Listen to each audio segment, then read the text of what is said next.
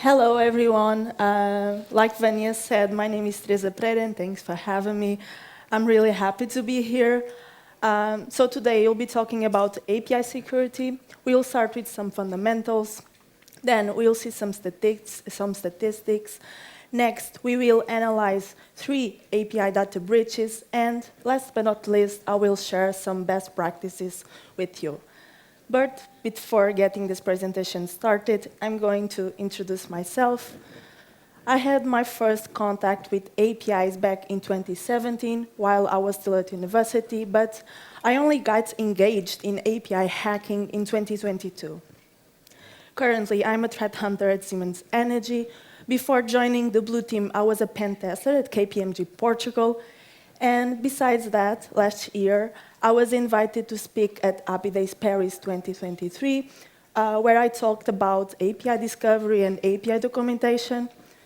For those who don't know what API Days is the world's leading API conference series. It happens every year in several countries.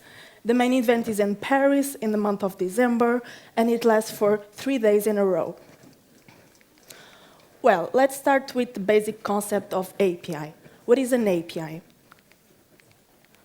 You can think of an API like a waiter at a restaurant. Imagine that you have your application, the restaurant, then you have the customer's table, which is the front end of the application. You have the kitchen, which is the back end, the database of the application. And then you have the waiter, which is the API that grabs the dish from the kitchen and delivers it to the customer on the table. There are different architectural styles. The most commonly used is REST, but you also have SOAP, GraphQL, webhooks, and gRPC. This last one is commonly used within IoT devices. The APIs can be used internally, externally, or to third parties. In 2019, Akamai, which is a company that provides cybersecurity, DDoS mitigation, and cloud services, they did a study and reached the conclusion that 83% of internet traffic were APIs.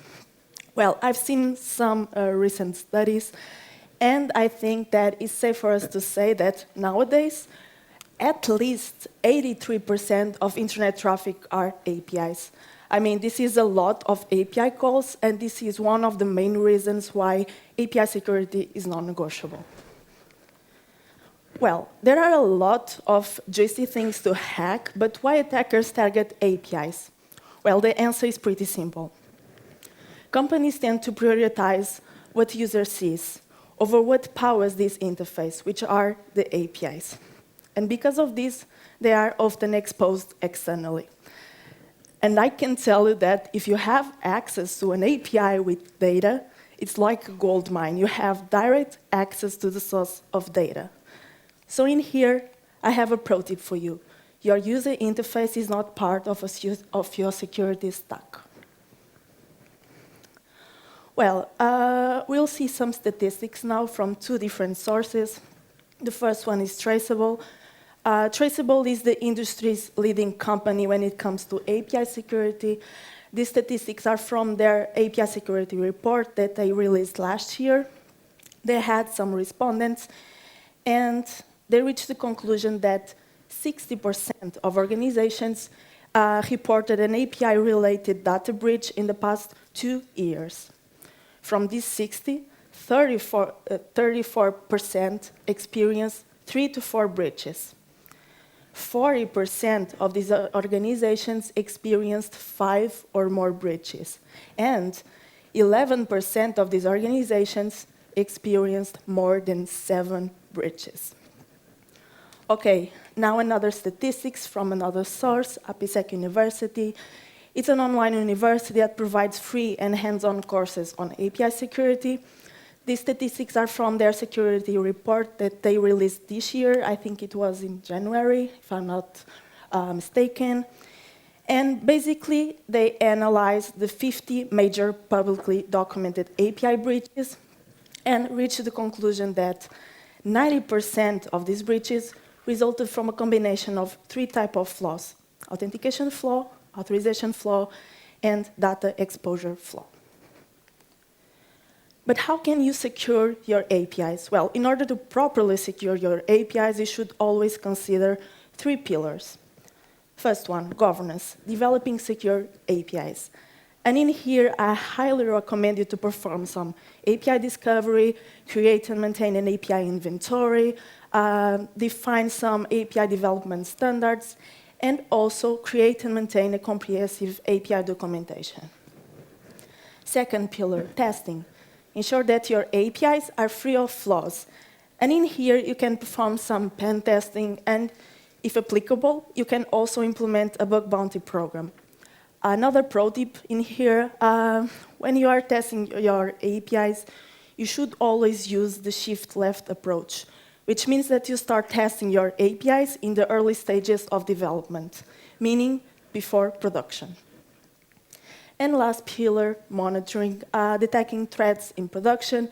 In here, you can implement some runtime protection, control validation, and also threat detection. Well, another concept slash project that is very used within the cybersecurity world is OWASP.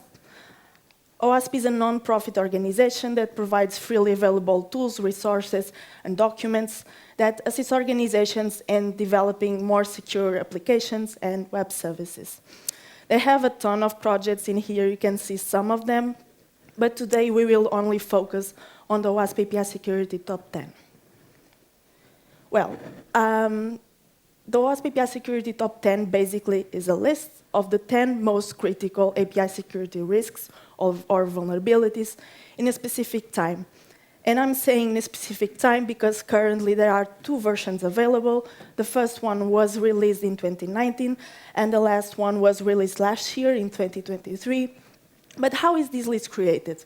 Well, the last version was created based on internal research that was based on publicly available data, such as news, bug bounty programs, etc. Here, you can see both versions. Some vulnerabilities were added, some were removed, some were updated. Another pro tip in here, okay? I highly recommend you to test for all of these vulnerabilities, including the ones that were removed, okay? It doesn't mean that today, 2024, your applications, your APIs are free of injection flaws, okay? So you should always test for all of these without exception. And now let's get to the fun part, okay? I'm sure you know some of these companies. We will start by analyzing unauthorized access. Next, we'll see an API that was unknowingly exposed to the internet. And last but not least, we will see unauthorized trading. Okay, first one. Trello. Trello is a widely used tool used by teams in order to manage their work and their tasks. It's very similar to Jira.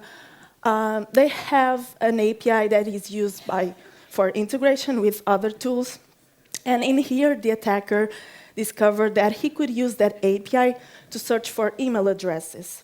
And when he searched for an email address, the API returned him only public information on the user.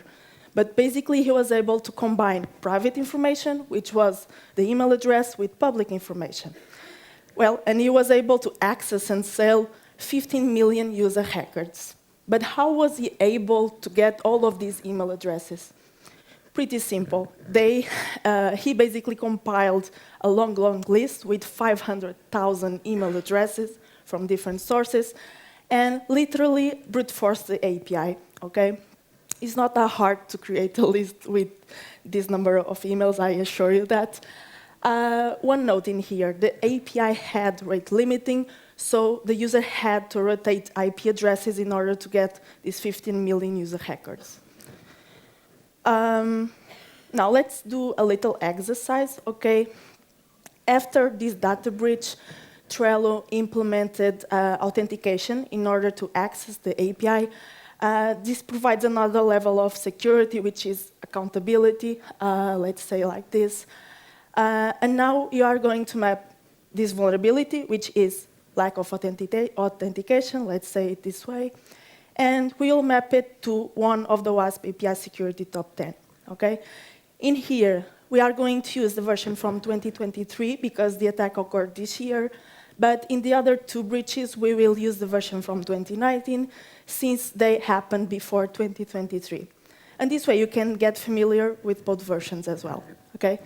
So in here, lack of authentication, we can map to broken authentication. Second breach, Optus. Optus is the second largest telecommunications company in Australia. On September 22, they suffered a data breach that resulted in the exposure of almost 10 million customer records, including some PII, such as email addresses, Medicare numbers, passports, driving license numbers, among others. The root cause was a REST API used for testing that was unknowingly exposed to the internet. And guess what? It was using real customer data. The attacker released the text file with 10,000 records and promised to leak 10,000 more each day for the next 4 days, unless Optus paid a ransomware, which was $1 million in Monero, which is a cryptocurrency focused on privacy. Well, a couple of days later, apparently the attacker had a change of heart, deleted all of his posts, and also apologized to Optus. A good thing, at the end of the day, Optus said no ransomware has been paid, okay? In here, we have a ton of vulnerabilities. The API was unknowingly exposed to the internet. There was confidential information exposed. There was no authentication, no authorization, no rate limiting, which allowed the attacker to get 10 million user hackers without rotating IP addresses. And last but not least, there was no monitoring. So Optus didn't have a clue that they were being attacked. Third breach, and last, Coinbase. Coinbase is an American publicly traded company. In here, there was this security researcher that was playing with Coinbase. He decided to intercept the traffic and got something very similar to this image in here. And he thought, why not trying to change the product ID and see if it works? And guess what? He changed from Ethereum Euro to Bitcoin USD, and he was able to sell Bitcoin without owning a Bitcoin wallet. So here, we only have, in reality, one vulnerability, which is improper authorization, but we can map it to 2 of the OWASP API security top 10. And why? Because we can see it at the object level, which was when it changed the product ID, and it worked, and at the function level, which was when the transaction was successful, was completely successful, okay? And now it's time to share some best practices with you. As you can see, I really like top 10s, okay? It's easier to show you. So let's see them, shall we? First one, start with governance. As you might recall, when we are seeing the 3 pillars of API security, the first one is governance. You should start there, okay? You should not start in the testing pillar. Always start with governance. Second, know your APIs. Perform some API discovery, build and maintain a comprehensive inventory. Don't trust anything. You should always validate the user inputs. Collaboration is really important. In here, especially between the security team and the development team. As we said before, don't rely on user interfaces, okay? There are 2 concepts that are used interchangeably, which are authentication and authorization. In reality, they are different, okay? Authentication verifies who you are. Authorization verifies if you are authorized to perform a specific action. API gateways, okay? If you can, use API gateways to manage your APIs. This way you can implement, for example, authentication, authorization, rate limiting, and it will be applied to all the APIs that are connected to that gateway. Create and maintain a comprehensive API documentation. In here, the word maintain is really important, okay? It should be updated on a regular basis. Do continuous testing, always using the shift-left approach, which means that you start testing in the early stages of development. And last but not least, train API developers, train API owners. If necessary, train other security professionals, other developers, okay? The training is really, really important. Well, saying this, where can you learn more about API security? I compiled some YouTube channels, websites, and a book for you. First one, APSEC University. As you might recall when you were seeing the statistics, APSEC University it's an online university. It provides free and hands-on courses on API security. I started my API hacking journey in here, and I highly recommend it. Second, Hacking APIs. It's a book from Corey Ball, one of the co-founders of APSEC University. It's basically a guide, okay? You can use it for securing APIs, for testing APIs, etc. Third, API Kitchen. If you love to cook and you'd love to know more about API security, this is the perfect place for you. Insider PhD from Katie. She'll help you get into API security and bug bounty as well. DanaHap, it has a YouTube channel and also an amazing newsletter that I highly recommend you. It is released every Tuesday. And last but not least, Postman Academy from Postman. Here you can find courses, webinars from beginner level to expert level. So yeah, after this presentation, I highly recommend you to take a look at this. And if you are interested in seeing my talk at ABIDES Paris 2023, here you can find the QR code that will guide it to the YouTube video. The QR code is safe, I promise, okay? You can trust me. And that's all for today. Thank you very much.